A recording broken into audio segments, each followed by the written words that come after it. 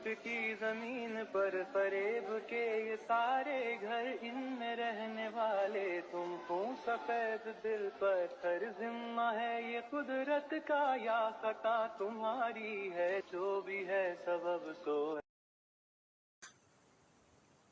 আসসালামু আলাইকুম। নতুন একটি ভিডিও বাংলা সাহিত্যে আধুনিক যুগে। আজকে কথা বলবো বেগম রোকেয়া সাখাওয়াত হোসেন। তিনি রংপুরে পায়রা বন্ধ গ্রামে 1881 সালে জন্মগ্রহণ করেন।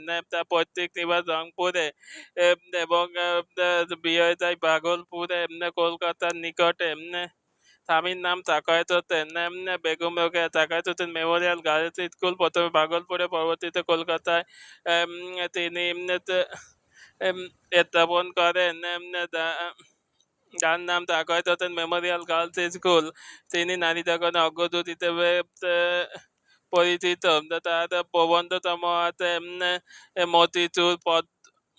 মতিচুর এবং তার একমাত্র উপন্যাস পদ্মরাগ।